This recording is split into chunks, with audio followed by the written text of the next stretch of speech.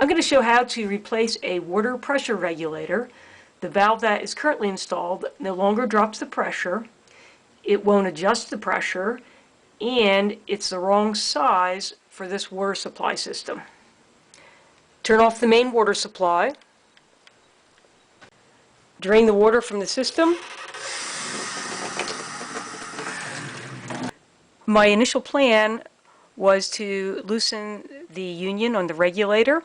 However, I couldn't break it free, so I cut the pipe here. I had to do that anyway because I'm installing a 1/2-inch regulator and needed to cut this Frankenstein out of the system.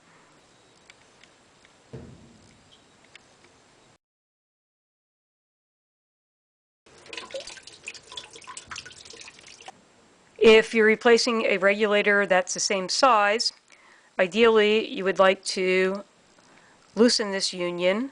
You put a wrench on this piece right here and another wrench on this large nut and turn the nut counterclockwise.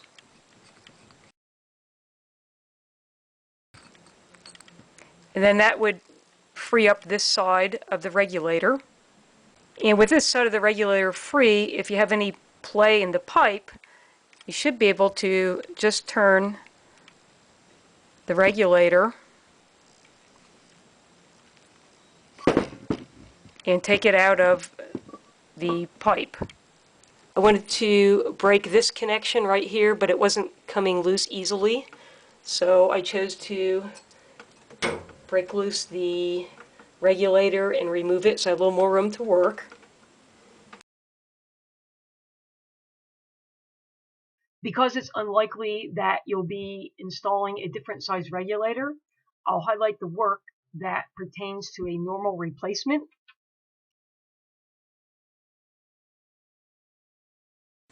Install the direction of water flow with the arrow on the valve, and make sure there's an O-ring at the union.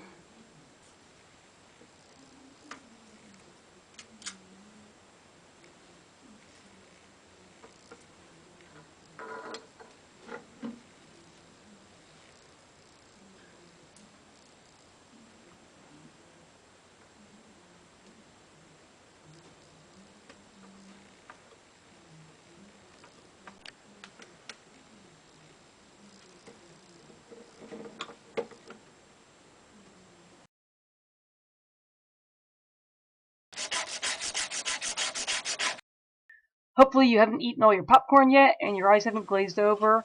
Stick around because at the end of the video I go over how to adjust the valve and how to test it to make sure that it is functioning properly.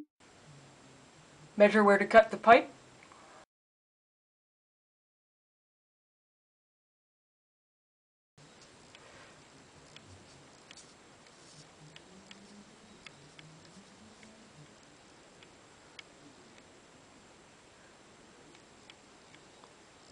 If you were doing a direct replacement, you would have an open section on the pipe. Take your new regulator and turn it clockwise onto the outlet side.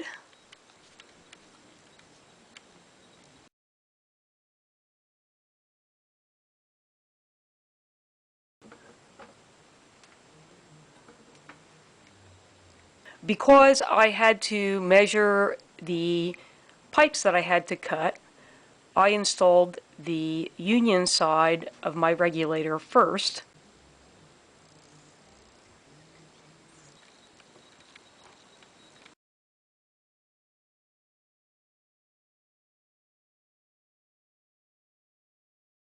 If you're doing a direct replacement, after you've installed the outlet side of the regulator, then fasten the inlet side with the union.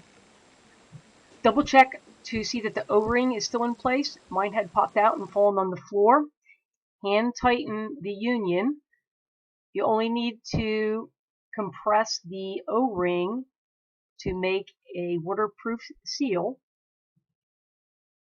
Turn on the main water supply. I've pressurized the system and I don't have any leaks. I've bled all the air out.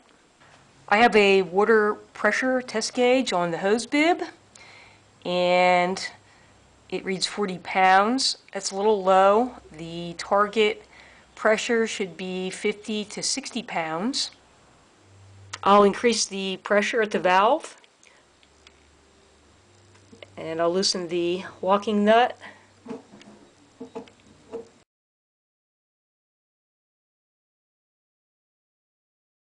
When adjusting the valve, don't bottom the adjusting screw onto the bottom of the spring cage. Damage could occur. Some manufacturers require water to be flowing while adjusting the pressure. This is a Watts brand.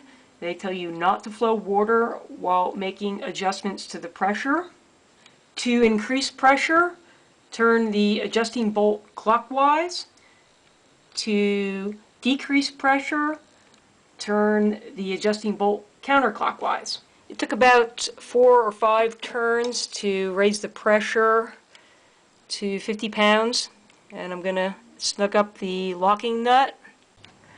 The next thing I want to do is to check that the new regulator is doing its job properly. I'm going to open the kitchen tap fully and create a demand and check and see how much the pressure drops. The kitchen tap is open and it looks like we lost about 8 pounds. That's a sign that the regulator is working. The regulator shouldn't drop more than 15 to 20 pounds when there's a demand on the system, such as opening a tap. The water pressure regulator I installed has a built-in thermal bypass. I have an open system. When the water heater heats the water, it will cause thermal expansion and increase the water pressure. If the bypass valve is working, then when the pressure gets high enough, the valve will open up and allow the water to flow back into the municipal water system. I want to test the bypass valve to ensure that's working. I'll let the gauge attached for 2 days and make sure that the pressure does not increase to an unsafe level. 2 days have passed and the red needle on the gauge has stopped at the highest pressure that the gauge has recorded, and that's about 90 pounds. The pressure relief valves on a water heater are typically set at 150 pounds. 90 pounds is well below that pressure. I also consulted tech support at Watts, and they thought that this was a normal level. In the future, I'll put up a video about thermal expansion and open and closed water systems. I hope you found this video helpful. A thumbs up is always appreciated. Click on the channel name Know How Now to see other videos, and thanks for watching.